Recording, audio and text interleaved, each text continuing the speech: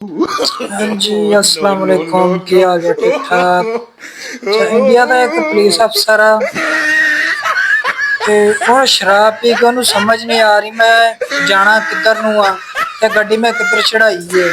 गड्डी लाना तो चढ़ा के ना ते फिर रेसां दित्ती जा रही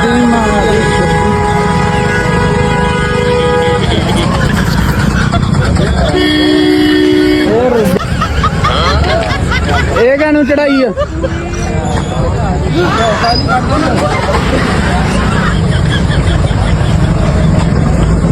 ਕੀ ਨਾਮ ਆਪਣਾ ਹੈ ਕੀ ਨਾਮ ਹਾਂਜੀ ਤੇ ਕਿੰਨੀ ਬੀਤੀ ਅੱਜ ਥੋੜੀ ਡਿਊਟੀ ਕਰਨ ਦੇ ਡਿਊਟੀ ਦੇ ਤੇ ਆ ਗੱਡੀ ਤੁਸੀਂ ਤਰਨ ਤਾਰਨ ਖੜਨੀ ਆ ਲੈਣਾ ਤੁਹਾਨੂੰ देखी है वीडियो ओनू समझ नहीं आ रही मैं जाना किधर नू शराब ਐਨੂੰ ਕਹਿਨੂੰ ਚੱਲ ਭਰਾਵਾ ਨਹੀਂ ਟ੍ਰੇਨ ਆ ਇਹ ਜਿਹੜੀ ਤੁਸੀਂ ਐਨੂੰ ਤਾਂ ਗੱਡੀ ਚੜਾ ਕੇ ਚੱਲ ਬਾਬਾ ਜੀ ਦੇ ਸੋਨੇ ਸੋਇਆ